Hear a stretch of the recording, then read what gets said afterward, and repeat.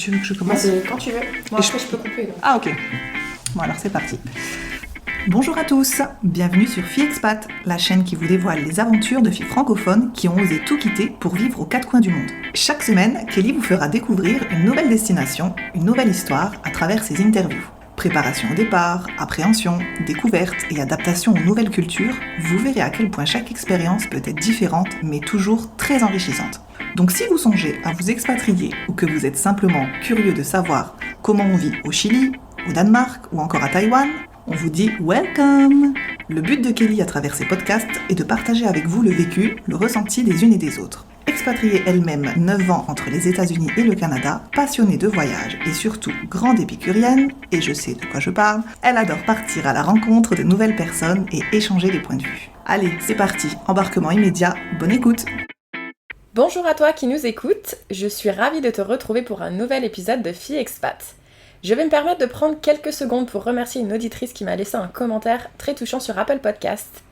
Alors, son nom c'est VCoconut13 qui nous dit « Podcast plein de bonnes ondes, tellement intéressant toutes ces expériences, ça fait rêver et ça inspire. J'aime le côté spontané de ce podcast, la façon dont sont menées les interviews. On apprend plein de choses sur l'expatriation, sur les pays et les cultures. À chaque podcast, c'est différent, on ne s'en lasse pas et on sent de la part de Kelly, comme de ses invités, le plaisir du partage. Un podcast plein de bonnes ondes qui donne le sourire. Merci à toi, chère auditrice fidèle. Ce commentaire me touche beaucoup et je suis certaine que mes invités vont l'être aussi.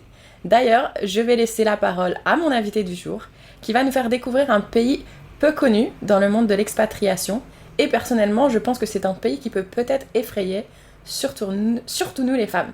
Mais peut-être qu'elle va nous faire changer d'avis sur ce point. Donc, c'est à toi. Peux-tu nous dire ton prénom, ton âge et la ville où tu te trouves actuellement? Bonjour. Merci Kelly de cette occasion. Je m'appelle Amandine, j'ai 31 ans et je suis de retour en France depuis 3 semaines, dans le sud de la France pour être exact. Et peux-tu nous dire de quel pays tu vas nous parler? Roulement de tambour, je vais parler du Nigeria. Le Nigeria, bien sûr. Alors, avant qu'on parle de ce cher pays d'Afrique, j'aimerais qu'on revienne d'abord en arrière et que tu nous racontes un peu qui tu étais avant de partir, comment tout ça s'est déroulé en fait pour en arriver jusqu'en Afrique. Oula, alors, on rembobine, on revient, on fait un petit flashback dans les années 90, dans la campagne picarde la plus profonde, dans un petit village de 150 âmes, chevaux et vaches y compris. C'était vraiment un petit village. Ouais, très très petit village. Donc, dans ma petite famille avec mes parents, je suis fille unique. Je tombe sur le clip de Britney Spears, Baby One More Time. et là, je tombe totalement amoureuse, fan, tous les adjectifs positifs et que l'on peut avoir devant ce clip. Je deviens complètement fan, non pas de Britney, mais des casiers américains. Voilà, donc je pense que ma première envie d'expatriation, c'était de rejoindre un collège américain.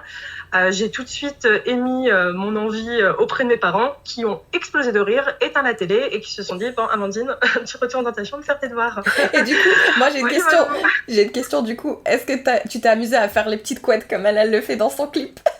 Je me suis dit, si ça peut me porter chance, on va adopter le hairstyle et puis peut-être que ça me portera chance. Bon, ça m'a pas porté chance jusqu'à mes 20 ans. Donc, entre 99, oui, c'est ça, le clip a dû sortir en 99 et mes 20 ans, s'est écoulé 11 ans. Et en fait, ma première expatriation, qui n'a pas vraiment été une expatriation, c'était plus dans le cadre de ma licence en langue étrangère appliquée.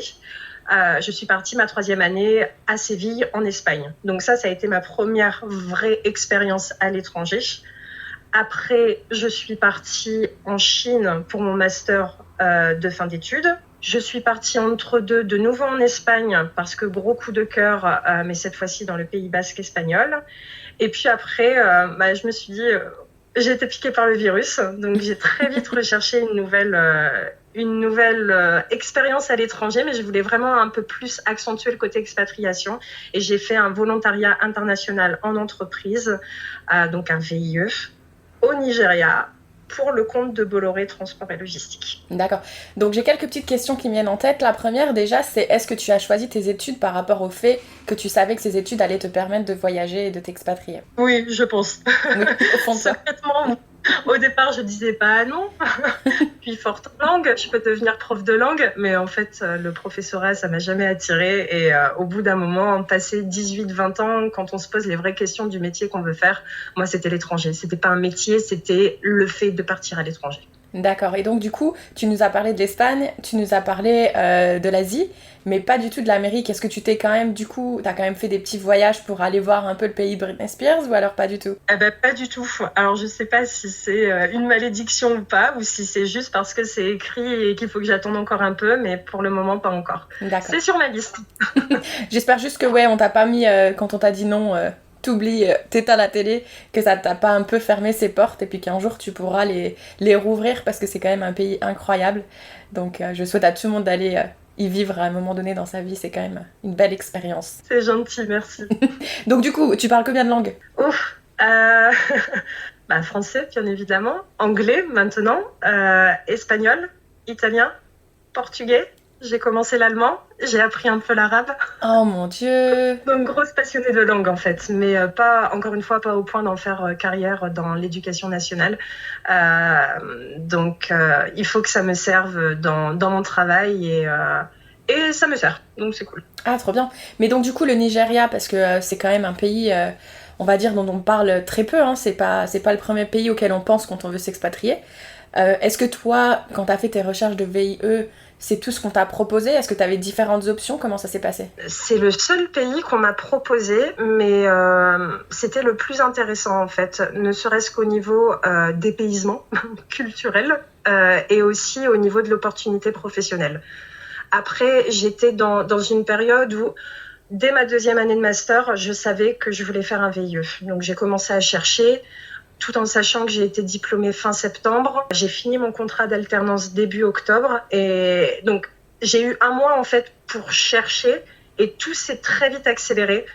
J'ai signé mon contrat fin octobre et j'ai commencé début novembre. Je sais pas si c'est moi vraiment qui ai choisi le VIE ou le Nigeria ou si c'est le Nigeria et le VIE qui m'ont choisi. Mais en tout cas, tout s'est accéléré. Et comme j'avais une double opportunité, en fait, comme je te l'expliquais, dépaysement culturel et opportunité professionnelle, j'ai pas cherché midi à 14h, j'ai signé. C'est vrai que tu t'es même pas dit... Même pas poser 2 fois la question, parce que moi, honnêtement, je vais être sincère, hein, le Nigeria, je pense que je me la serais même posée 3 ou 4 fois avant d'accepter le contrat. Non, mais ce qui était très drôle, donc ça c'est un peu en off, mais qui peut être diffusé à ton auditoire, c'est que lors des entretiens, je suis arrivée deuxième. Deuxième sur je sais plus combien de candidats. Et en fait, c'est moi qui ai été prise. Donc, une fois que j'ai eu signé mon contrat, que j'avais bien tout balisé, que j'étais sûre d'avoir un bureau avec une chaise et un PC, j'ai dit, mais je peux poser une question, pourquoi c'est moi qui ai été choisie si j'ai été que deuxième? Et on m'a dit, en fait, c'est toi qu'on voyait dans le caractère expat. D'accord. La personne, en termes de compétences, la personne devant toi était meilleure en termes de compétences, mais toi, tu avais les compétences quand même, mais tu avais surtout cet attrait pour l'étranger. Et on s'est dit que dans un pays comme le Nigeria, normalement, on ne devrait pas avoir de problème. Ils n'ont pas eu de problème. Donc, ils ont bien fait leur job. Mais non, c'est vrai que quand on m'a proposé le Nigeria, j'ai dit « Ah, trop bien !» On m'a montré le projet, j'ai dit « Ah, trop bien !» Et après, on m'a montré le contrat. Et j'ai dit « Ok, je signe où ?» Et là, la RH, elle m'a regardée, elle m'a dit « Non, le contrat, tu l'emportes à la maison. Tu as 8 jours. Tu relis le contrat, toutes les clauses. S'il y a quelque chose qu'il faut éclaircir, tu m'en parles. Tu en parles autour de ta famille, tu en parles avec tes amis, tu en parles avec ton copain si tu as un copain. Et on se reparle dans 8 jours. » Et là, je la regarde et j'ai dit « Mais pourquoi ?» L'insouciance de la jeunesse. Je sais pas trop ce que c'était à ce moment-là, mais elle me dit mais non, mais il n'y a pas de pourquoi, c'est comme ça que ça va se passer. Bon, j'ai pris le contrat, je l'ai mis dans mes petites affaires, je suis rentrée chez moi, mais dans ma tête, c'était fait quoi. Enfin, j'ai respecté les 8 jours bien évidemment, mais c'était fait. Je saurais pas t'expliquer, il y a eu un déclic, il y a eu un truc qui s'est passé Et voilà. Top. Bah, du coup, je pense que c'est un bon conseil que tu viens de donner pour ceux qui nous écoutent et qui seraient intéressés de partir justement en VIE. C'est peut-être de pas forcément se focaliser que sur ses compétences, mais d'essayer de mettre en avant justement l'intérêt à vouloir découvrir un pays et puis de vouloir s'expatrier. Donc c'est super intéressant. Et du coup, est-ce que tu te souviens comment tes parents ont réagi ? Alors, je reviens un petit peu en arrière, comme ça va prouver en fait la manière dont ils ont réagi, ça va bien l'expliquer.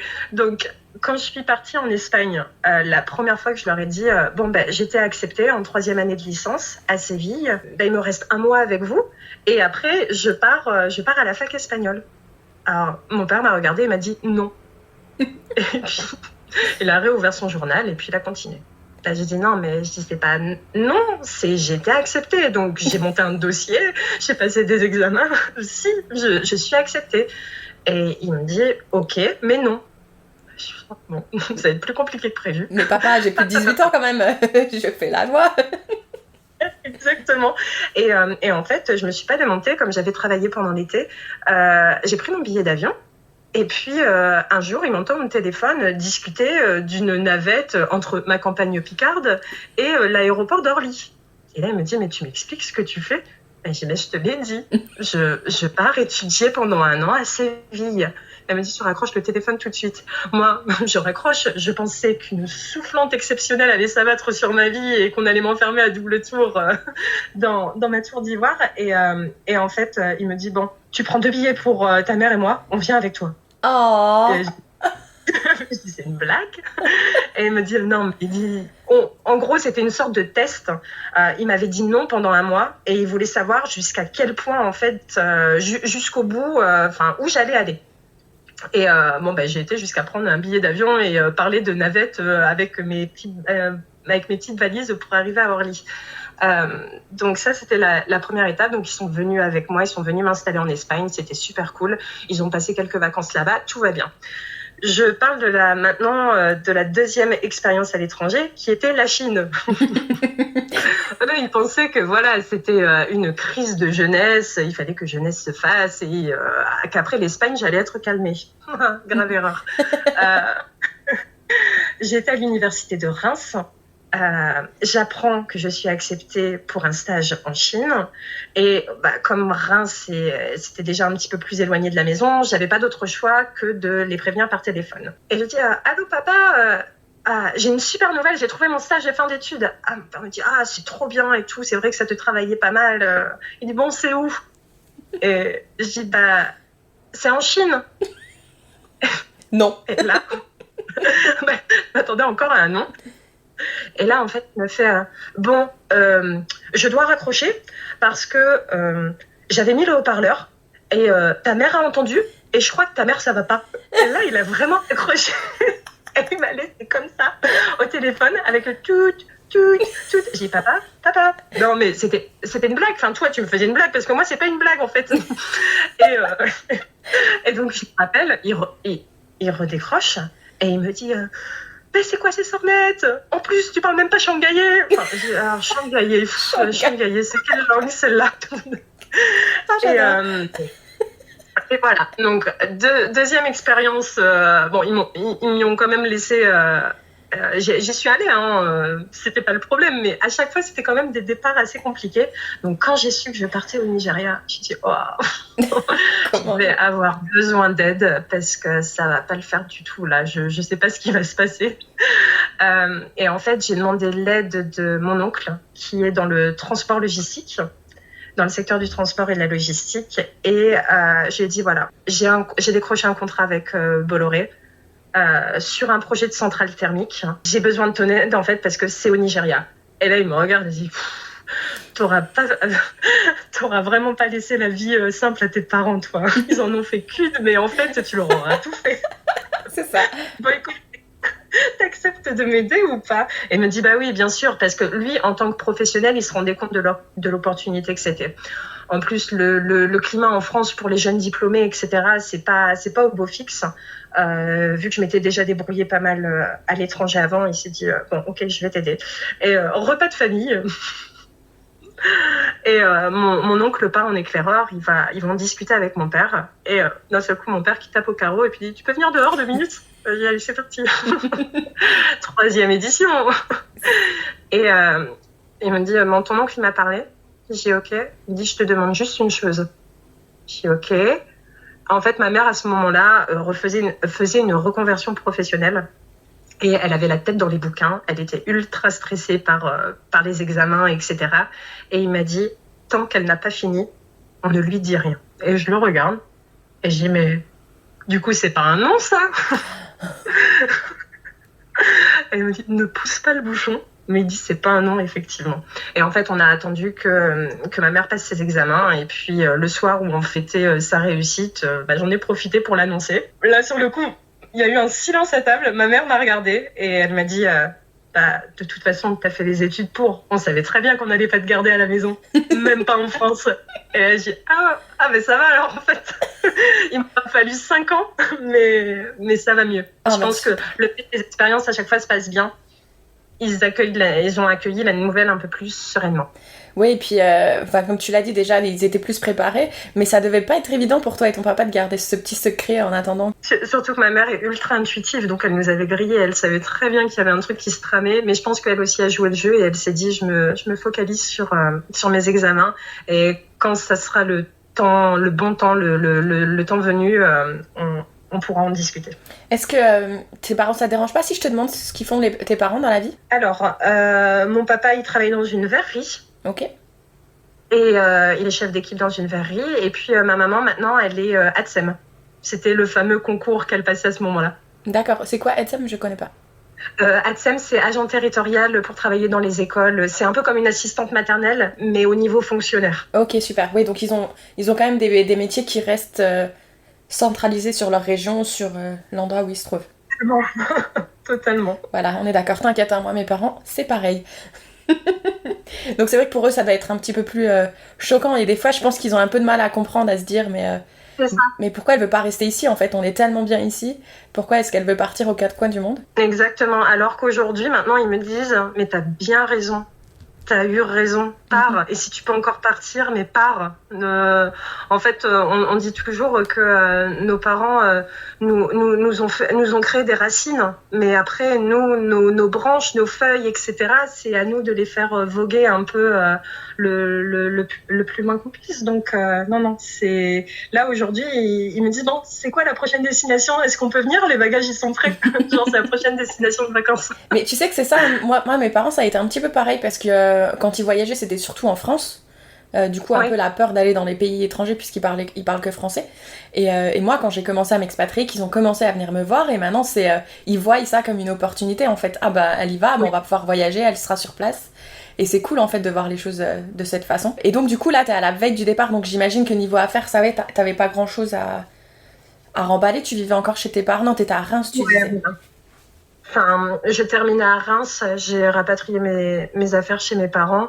Et puis, hormis 2 grosses valises, mon téléphone et mon PC, j'avais pas amené grand-chose. À la base, j'étais censée rester que pour 1 an. Mais bon, déjà, 2 grosses valises pour 1 an, c'est une grave erreur. Je préfère le dire. Ouais, mais ça, je pense on le comprend tous, mais il faut tous qu'on le comprenne de nous-mêmes, en fait. La valise, c'est serré quand même. Et je dis là, non, j'ai pris l'essentiel, tout va bien se passer. Bien sûr, tout va bien se passer. J'ai rentré 6 mois plus tard, j'ai repris 2 grosses valises, et là, effectivement, j'étais mieux. Excellent. Et donc du coup, t'es à la veille de partir, tu te souviens un peu dans quel état tu étais ? J'étais plutôt sereine en fait. C'est assez choquant parce que quand les personnes me posent la question, ils disent mais on comprend pas, il n'y a pas une once de peur ou de stress dans tes yeux, ça a l'air d'aller. Je dis oui, en fait, ça va parce que je pense que de 1, je partais avec la bonne entreprise. Je savais qu'ils étaient présents sur le territoire africain depuis 40-50 ans. Donc, s'il y avait bien une entreprise qui connaissait le terrain et qui était réputée pour envoyer des expatriés sur le terrain, c'était bien eux. Ensuite, j'étais vraiment, vraiment, vraiment mordue du projet. Je me suis dit, mais on va pas me laisser l'occasion en France, en fait. Ou alors, si on va me donner l'occasion, ça sera peut-être après avoir fait mes preuves dans la même entreprise au bout de 10 ans. Et ça, c'était pas quelque chose d'envisageable pour moi. Donc, et puis c'était un nouveau pays, et puis il me fallait ça. Et encore une fois, ce dont on parle quand on parle du Nigeria, on parle de Boko Haram, on parle des enlèvements, de la corruption, etc. Mais il ne faut pas oublier que j'étais à Lagos, donc dans la capitale économique. J'étais quand même dans une grande ville, j'étais loin. Boko Haram se concentre en fait au nord du Nigeria. Donc j'étais loin de tout ça, d'une certaine manière. Donc je ne dis pas que j'étais plus protégée, mais je n'étais pas exposée aux mêmes risques que ceux évoqués dans la presse. D'accord. Voilà, j'avais déjà appris à relativiser et à prendre du recul par rapport à tout ça. Je voulais vraiment voir de moi-même. Est-ce que tu étais rentrée un peu en contact avec d'autres expats français qui étaient sur place ou pas du tout ? Pas du tout. Non. Alors, je pense que c'était plus le fait de ne pas connaître ce monde. Aujourd'hui, en fait, je ne ferai plus du tout de la même manière. J'irai au-devant des choses. J'irai m'incruster sur des groupes d'expats pour poser des questions, etc. Parce que les deux seuls référents que j'ai eu à ce moment-là, c'était un Allemand qui avait grandi et qui bossait pour la même boîte que moi. Donc lui, il a pu me rencarder sur certaines choses. Et puis le patron pays qui était un Français et qui lui aussi m'a rencardé sur certaines choses, mais pas sur des choses personnelles, pas sur des choses de filles ou de la vie d'expatrié en tant que tel. Eux, ils m'ont plus rassurée, ils m'ont dit que ça allait bien se passer. Et c'est pour ça en fait que je suis partie sereine, mais aujourd'hui, je pense que je ferai les choses totalement différemment. J'irai toquer aux portes, j'activerai le modeste réseau que j'ai récolté au bout de 4 ans et demi pour dire bon ok, qui est déjà allé dans ce pays, qui connaît du monde là-bas, comment ça se passe ici, etc. etc. Oui, c'est marrant comme on apprend tout ça. Au final, on se dit, parce que moi c'était pareil quand je suis partie vraiment à l'arrache et j'étais super sereine. Mais même si j'ai adoré comment ça s'est passé une fois sur place et les rencontres, etc., au jour d'aujourd'hui, je me dis pareil que toi. J'aurais fait les choses différemment, mais je ne regrette pas les choses comme elles se sont passées. Donc bon, c'est... Voilà, c'est comme... Ça fait partie du process d'apprentissage, en fait. Ouais, c'est ça. Mais en plus, parce que bon, nos auditrices et auditeurs peuvent pas te voir, mais moi je te vois. Tu es super jolie, tu es blanche. Ça ne t'effrayait pas. Je déteste parler couleur de peau, mais bon, faut appeler un chat, comme on dit. Ça ne t'effrayait pas un petit peu ? Non, et très honnêtement, je me suis pas plus fait embêter là-bas qu'en France. Super. Ou dans d'autres pays. Ça a vraiment jamais été aucun problème. Et au contraire, je pense que j'ai été plus mal à l'aise dans des réunions où c'était, alors appelons un chat, où c'était des blancs de réunis, que plutôt avec mes collègues locaux qui, eux, j'étais une femme en fait. J'étais une professionnelle qui venait faire son boulot. Voilà. Non, mais c'est tellement vrai ce que tu dis. Mais alors, je lisais, parce que j'ai fait mes petites recherches avant qu'on s'appelle. Donc, une chose qui m'a un peu étonnée justement sur le Nigeria, c'est qu'à un moment donné, ça a été quand même le premier pays économique d'Afrique et qui a dépassé le PIB de l'Afrique du Sud. Donc ça, j'étais vraiment étonnée de voir ça. Donc ça, c'est quand même top, parce que c'est vrai qu'on n'en parle pas souvent. Et j'ai aussi lu que du coup, c'était le pays le plus peuplé d'Afrique. Ouais. Et ça, c'est vrai, ça grouille de partout. J'ai jamais vu autant de gens que là-bas. Donc, raconte-nous quand t'es arrivée sur place avec ton avion, tes valises, comment ça s'est passé ? Alors, l'aéroport de Lagos est assez chaotique. Généralement, il faut un protocole, donc quelqu'un qui vous accueille sur place pour pouvoir prendre en charge les papiers, etc. Parce que c'est vrai que les premières fois, c'est un peu houleux avec les agents à l'immigration, ne serait-ce que de se repérer, de récupérer les bagages, de récupérer la voiture. Donc moi, ça s'est relativement bien passé. C'est même très bien passé parce que j'étais prise en charge par l'entreprise. Après, c'est vrai que quand je suis montée dans la voiture, donc il y avait un chauffeur qui m'attendait. Ah oui, parce qu'au Nigeria, on ne conduit pas. On a un chauffeur, on a une voiture. Si on veut conduire, c'est le dimanche, un peu le samedi et surtout pas la nuit. Attends, parce que t'es une femme ou c'est pour tout le monde pareil ? C'est pour tout le monde pareil. Le code de la route est très archaïque. Et en fait, s'il y a un problème, donc il y a l'insécurité bien évidemment. Et s'il y a un problème, donc par exemple un accident, ce qui peut arriver 9 fois sur 10 parce que vraiment la conduite est très très sportive. Et si on voit que c'est un blanc derrière le volant, ça peut pas très vite dégénérer, mais à mon avis, il va falloir allonger la monnaie. Donc voilà, on évite de faire ce genre de choses. Donc j'avais effectivement un chauffeur qui m'attendait à la sortie de l'aéroport. Et puis le chauffeur commence à avancer, un monsieur d'une gentillesse et qui m'a tellement appris sur le Nigeria, assez incroyable, qui avait l'âge d'être mon père en fait. Et d'ailleurs, j'avais l'âge d'être sa fille. Et on commence à rouler. Et là, il y a une voiture qui commence à nous suivre avec des gyrophares. Et ça commence bien. Là, alors moi, avec la fatigue, en plus, quand je suis arrivée, donc j'ai décollé à Paris, il était 14h, je suis arrivée, il était 20h. Au Nigeria, il fait nuit déjà depuis 2 heures. Donc, j'avais énormément de mal à distinguer et je commence à baragouiner quelque chose en anglais. Mais c'est qui? C'est la police. J'espère que mes papiers sont en règle. Enfin, je me suis dit, allez, boum, ça fait même pas 15 minutes que t'es arrivé. T'as déjà une histoire à raconter. Et mon chauffeur, il me dit, bah non, c'est l'escorte. Mais j'ai dit, l'escorte? L'escorte de quoi? L'escorte de qui? L'escorte de où? Mais non. Et en fait, quand on roule la nuit, on a une escorte. Mais c'est toi, Britney Spears, en fait. Le mec qu'il y avait derrière moi et qui faisait un vacarme phénoménal, eh ben, c'était pour moi. Mais trop fort, ouais. J'ai remis ma ceinture et j'ai dit, ok. Voilà. Moi, je me serais dit... Bienvenue au Nigeria. En fait, c'est ça d'être une star ou comment ça se passe? Exactement. Ouais, je pourrais m'y habituer, ça va. Non, mais c'est ultra étonnant. Enfin, ça coupe un peu le sifflet pour le coup. Là, je pense qu'on réalise. Mais c'est vraiment le seul événement très très marquant, au point encore de le dire aujourd'hui, qui m'a interpellée en arrivant dans le pays. Ouais, c'est fou parce que ça, du coup, ça t'est arrivé parce que tu venais avec une entreprise, parce que j'imagine qu'ils vont quand même pas escorter toutes les personnes qui arrivent en avion au Nigeria. Non, voilà, c'est parce que j'arrivais en entreprise qu'il faisait déjà nuit et on avait un protocole assez spécial selon les zones, selon les quartiers dans Lagos. On roule avec une escorte. D'accord, ok. Ah bah ça c'est comme cool. À partir d'une certaine heure, on n'utilise plus le PC dans la voiture et le téléphone pour éviter le rétroéclairage et les cambriolages. Waouh, c'est fou. Voilà. C'est des petites choses à apprendre. On les apprend très très vite. Hein. Sur place, il n'y a pas de souci. Oh, waouh, voilà, on parle de sécurité là. C'est clair que tu étais au top. Et t'avais un logement sur place? Comment ça se passait au niveau du logement? Ouais, voilà. Donc on avait un logement fourni par l'entreprise. Encore une fois, question de sécurité, avec des gardes à l'entrée. Alors tout de suite, ça fait très pesant, mais déjà, ça donne du boulot aux locaux, premièrement.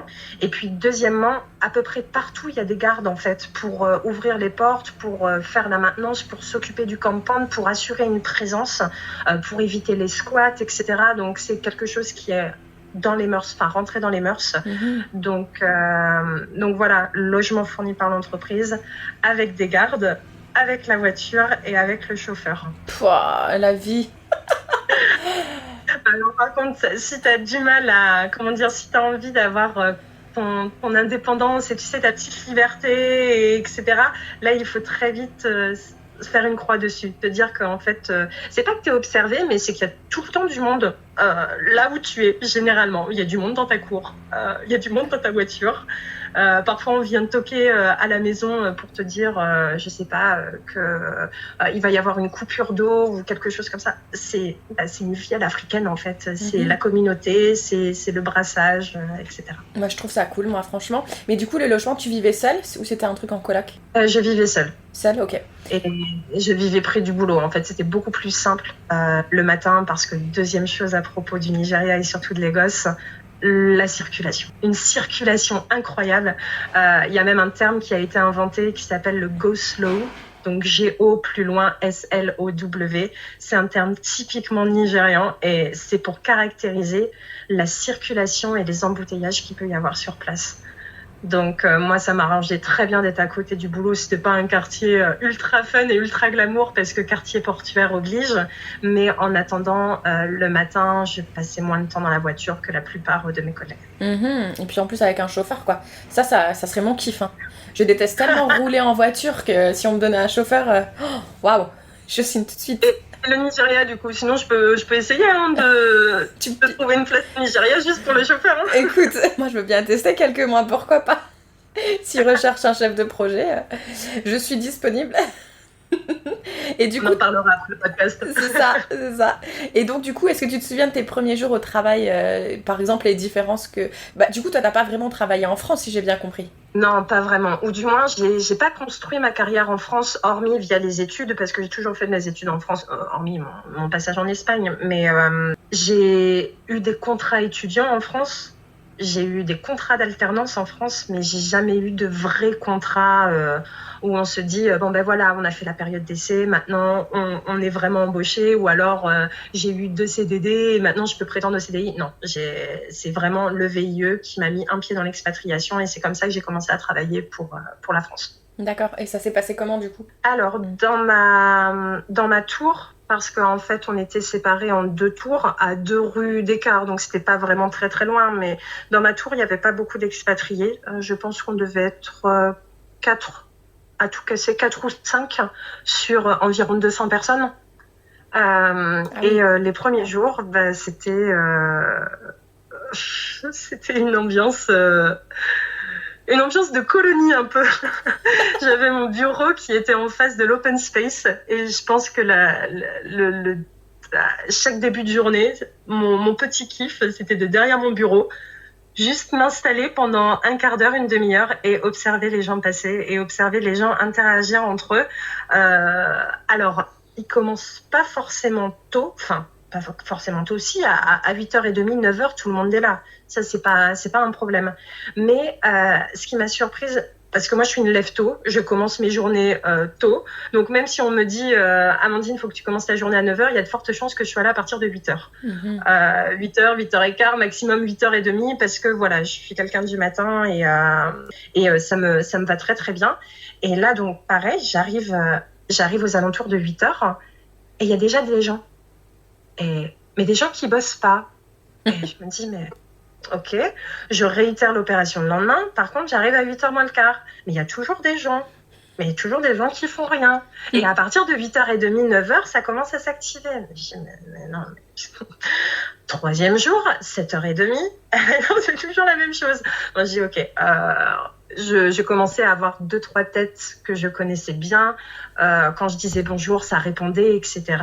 Donc, j'ai demandé à ma collègue Joy, donc Joy qui a grandi au village français à la frontière, donc dès qu'elle a vu que j'étais française, elle m'a dit « Ah, je t'apprends le nigérian, tu continues de m'apprendre le français. » J'ai dit « Ok, pas de souci, on a un deal. » Donc là, je dis « Joy, première question. » Elle me dit « Oui. » J'ai dit « Mais pourquoi les gens, ils sont là aussitôt, mais ils font rien ?» Elle explose de rire. Elle me dit « Ah, toi, t'as déjà la franchise, ça va être drôle avec toi. » Je dis « Bah, écoute... » Moi, je pose la question, quoi. Et elle me dit, mais ça m'a encore une fois coupé le sifflet. Elle me dit, mais en fait, les gens habitent tellement loin et il y a tellement de circulation qu'ils prennent la route à partir de 3h30, 4h du matin. Non. Ils conduisent pendant 2 heures jusqu'au travail. Ils arrivent à peu près vers 6h, 6h30. Et au moins, ils ont évité les bouchons. Et en plus, ils peuvent dormir jusqu'à l'heure annotée sur leur contrat. Et la première claque, je me suis dit, ok, donc en fait, les gens continuent leur nuit parce que tous les matins, à 4h, ils sont déjà dans un bus ou ils sont déjà dans la voiture. Ils sont déjà en train de souffrir de la chaleur ou du fulminement ambiant. Donc, ça, c'est un souvenir très fort de mes premiers jours. Pas forcément de pause midi. La pause déjeuner, on l'oublie entre midi et 14h. Non, ça travaille tout le temps, en fait. Et surtout, ça mange du riz à n'importe quelle heure du jour et de la nuit, du poisson. J'ai appris à travailler avec diverses odeurs au boulot. Et, J'allais dire, elle devait être sympa, l'odeur dans l'open space. Ouais, mais après j'ai goûté des trucs super sympas. J'ai appris énormément au niveau des plats typiques, des plats en fonction des tribus aussi, parce qu'il y a énormément de tribus au Nigeria. Donc chacun y va de sa petite fierté. Et en plus, comme je m'intéressais, à peu près, si je demandais un truc, il y avait à peu près 5 personnes pour me répondre, mais 5 personnes de tribus différentes. Donc c'était très drôle d'avoir des points de vue différents, une approche différente, etc. Et c'était très enrichissant. Génial. Et donc, du coup, ouais, un contrat qui devait durer 1 an, au final, a duré 4 ans, c'est ça? Alors, une expérience qui était censée durer 1 an a duré presque 5 ans. Et donc, j'étais censée rester 1 an en VIE. Le VIE a une durée maximale de 24 mois. Donc, j'ai demandé à avoir ma deuxième année. Mon projet était presque fini, mais on avait encore besoin de moi, en fait. Je pense que ça aurait pu être donné à des locaux, la fin de projet. Mais tout le monde était déjà très occupé, ultra charrette, avec des deadlines, des dates butoirs qui tombent de tous les côtés. Donc, le fait que je veuille rester, et en plus pour ce projet en spécifique, qui était dédié à un client en particulier, j'avais la relation commerciale, etc. Donc, comme j'ai été demandeuse, ils se sont dit, ok, non, vas-y, on la prolonge encore pendant 1 an. Au moins, on a la paix. S'il y a un problème au niveau du SAV, comme c'est elle qui a fait la coordination, on pourra lui donner tous ces petits aspects et ça bousculera pas trop l'ordre déjà établi. Donc voilà, je suis restée 2 ans en VIE et puis après, malheureusement, ça n'a pas pu se concrétiser avec Bolloré. Mais moi, ça me plaisait pas de partir à ce moment-là. En fait, j'avais comme un goût de trop peu, comme un goût d'inachevé. Pour moi, je voulais pas juste faire mon VIE. Là, je voulais rentrer un peu plus dans le dur, avoir un contrat expat, etc. Et donc, j'ai recherché, et choisi une autre opportunité. D'accord, et t'as retrouvé dans la même ville, du coup? Ouais, dans la même ville. Ok. Et j'y suis restée, du coup, 2 ans et demi de plus. Super. Est-ce que tu as voyagé un petit peu à travers l'Afrique pendant ce moment-là? Parce que du coup, les congés, ça se passe comment là-haut? Pardon, je pose plusieurs questions en même temps, mais... Pas de souci. Contrat français, donc Ok. je crois 5 semaines de congés payés. C'est bien comme ça en France. C'est ça, Je sais ouais, plus ouais, trop. c'est ça. Super. Donc 5 semaines de congés payés, plus les petits avantages des calendriers religieux. Alors il faut savoir qu'au Nigeria, ils sont catholiques et musulmans. Et en fait, on a le calendrier catholique et musulman. Super. Et ça, c'est trop bien parce que pour les ponts et les Aïds et les lundis de Pentecôte, etc., ça fait des week-ends sacrément avantageux. Donc, j'ai pu voyager un peu au sein du Nigeria. Bon, c'était toujours un peu la croix et la bannière pour pouvoir s'organiser. Donc, j'ai plus voyagé en dehors du Nigeria. Et le Maroc est à 3 heures de vol. Le Bénin, c'est le pays voisin. J'ai été faire un petit tour au Sénégal, au Rwanda. Donc, ça fait des jolies cartes postales. Génial. Et donc, du coup, maintenant, tu es rentrée en France. Tu veux nous raconter un peu ce qui s'est passé? Sur mon départ du Nigeria et mon arrivée en France. C'est ça, c'est ça. Alors, en fait, j'ai rencontré quelqu'un au Nigeria.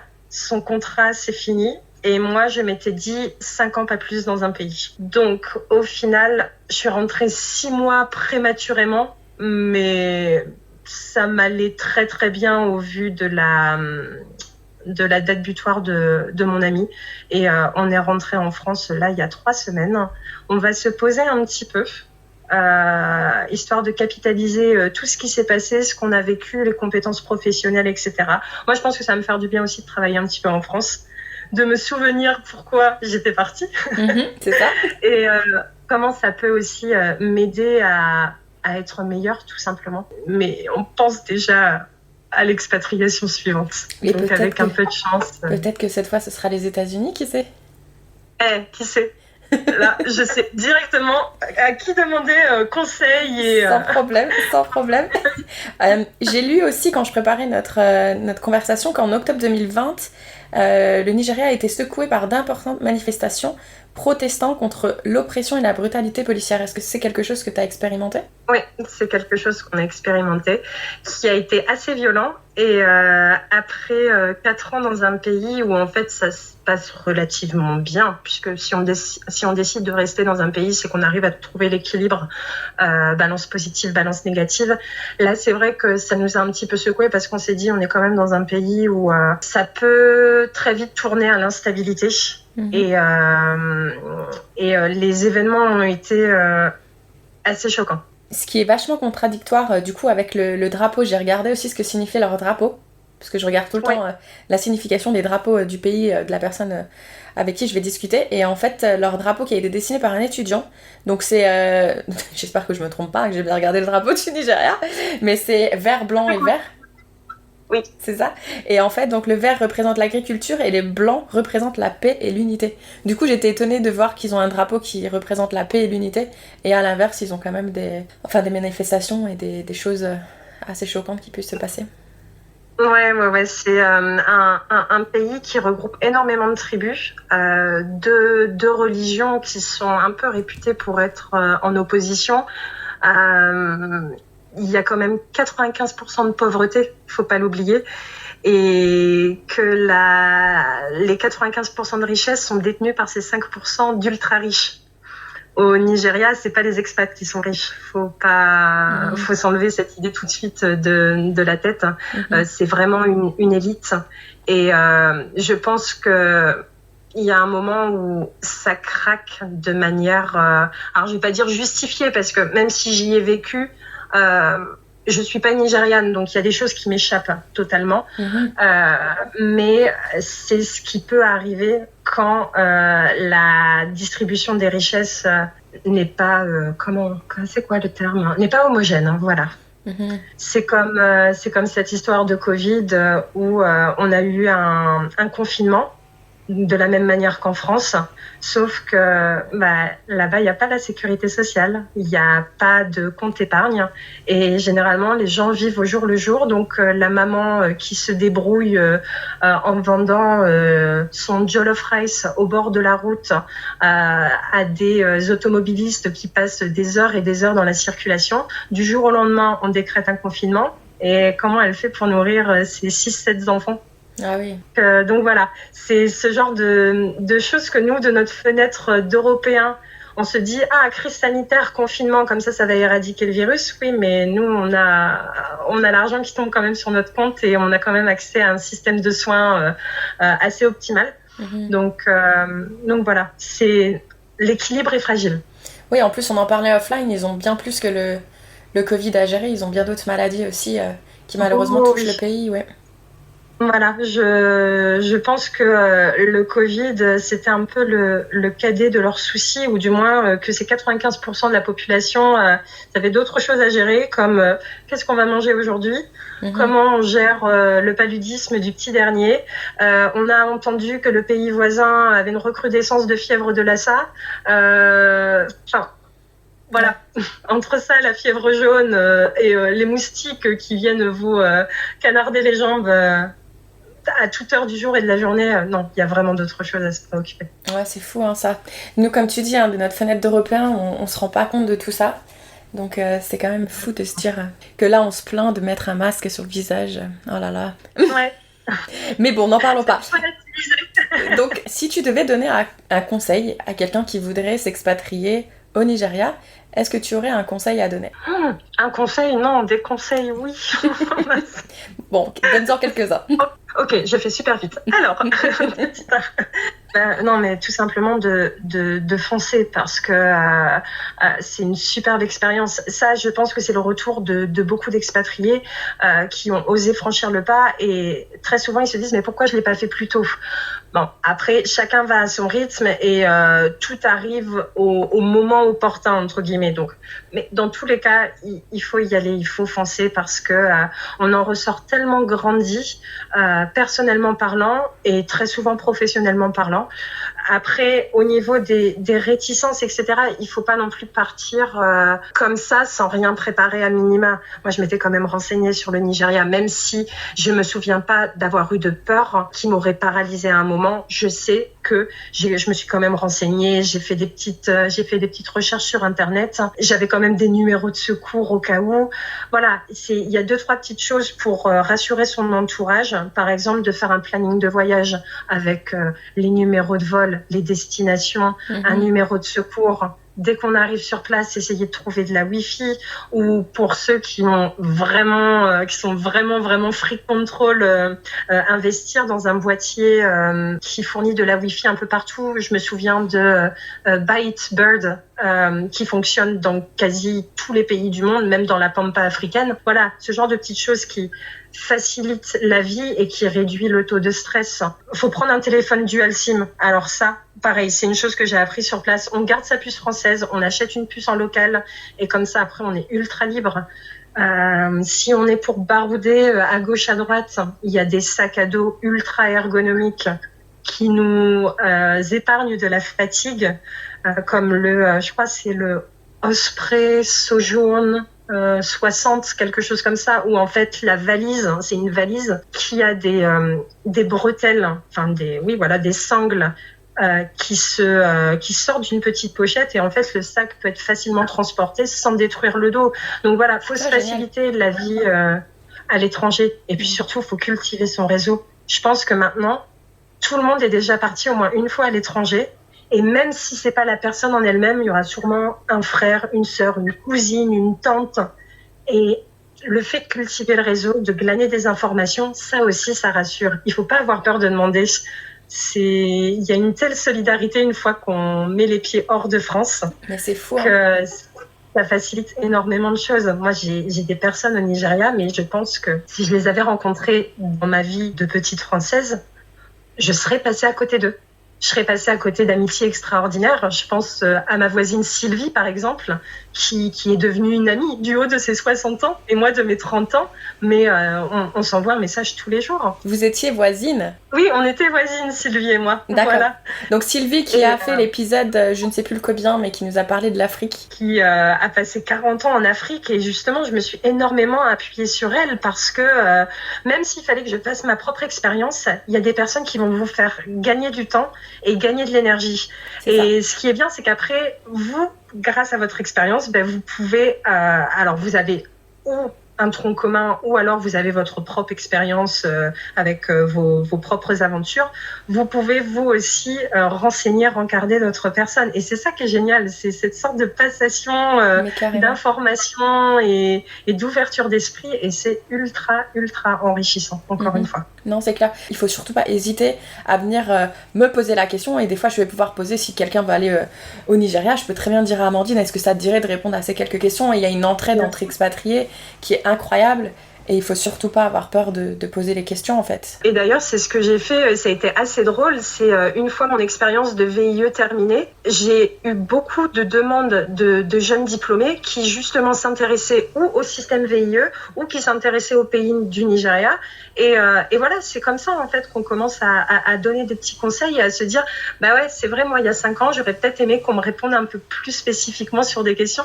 des nanas qui me disent, non mais attends, comment ça se passe en Afrique ? Est-ce que tu t'épanouis vraiment, ou est-ce que tu es quand même bridé dans tes libertés ? Et des petites questions qu'en fait on n'ose pas poser, ou qu'on peut peut-être pas poser parce que c'est le milieu de l'entreprise, etc.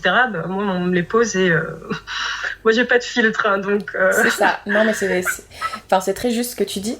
Du coup, malheureusement, je vais devoir te poser les questions de la fin, même si j'aimerais beaucoup encore échanger avec toi. Si Amandine d'aujourd'hui pouvait rencontrer Amandine qui justement allait accepter ce contrat VIE pour partir au Nigeria, est-ce que tu lui passerais un petit message ? Fonce, vas-y. Fonce. Ça va être la meilleure décision. Super. Et donc, est-ce que tu voudrais conclure cet épisode avec ta citation ou chanson préférée, ou les deux ? Pas vraiment une citation, plus une réflexion que je me dis depuis des années, c'est qu'en fait, personne ne va se lever pour personne, personne ne va payer les factures de personne. Donc il y a un moment, si c'est la conviction du moment, on fait tous des erreurs, hein, c'est pas grave. Le principal, c'est d'apprendre, de se relever et de repartir. Et d'être animé par cette petite flamme, de suivre son instinct, parce que généralement notre instinct, il nous fait pas défaut. Voilà, de se faire confiance et d'y aller. C'est plus ça, c'est... On va pas payer la facture du voisin, et si le voisin il a envie de s'acheter une voiture rouge et que nous on préfère garder cet argent pour un prochain aller-retour entre Toronto et Paris, voilà, c'est tout, c'est comme ça, c'est une question de priorité. Et au niveau de la chanson, oh là là, tu m'as posé une telle colle avec la chanson. Je crois que ça a été la question la plus difficile, parce que au Nigeria ils ont l'afrobeat qui est tellement intuitif, c'est identitaire en fait. L'afrobeat, c'est entraînant, c'est un coup de cœur, et puis c'est instructif sur les dialectes qui sont parlés sur place. Donc me suis dit, je vais choisir une chanson d'Afrobeat. Sauf que j'ai jamais réussi à choisir une seule chanson. Donc, on va revenir à un truc beaucoup plus old school et que tout le monde devrait connaître. Donc, j'annonce, dernier roulement de tambour avant la fin de ce podcast. Elton John, I'm Still Standing. On adore, ça dit donc. Parce que c'est une superbe ode à la liberté, au mélange des genres, à l'ouverture d'esprit, à la rage de vivre. C'est chaque étape de conclu, on est toujours debout et en avant la musique. J'étais persuadée que t'allais me dire une chanson de Britney Spears là. Je suis un petit peu déçue, je dois avouer. Mais bon, Elton John, c'est pas mal. Quand même. Parce que Baby One More Time, ça aurait été parfait pour toi. T'es partie 3 fois et tu vas repartir. Donc voilà. Ah, c'est pas mal aussi. Tu vois, elle était trop compliquée cette chanson. Hein. Il faut pas... cette question. Il faut pas trop réfléchir des fois, tu sais. Comme tu l'as dit, l'instinct, on fonce. Exactement. Eh ben écoute Amandine, je te remercie beaucoup de nous avoir fait découvrir la vie au Nigeria et je te souhaite plein de bonnes choses pour la suite de tes aventures. Merci infiniment et continue avec ton podcast Kelly parce que je pense que ça aide et ça va continuer d'aider énormément. Eh ben je l'espère. Merci beaucoup, à bientôt. À vous, bye.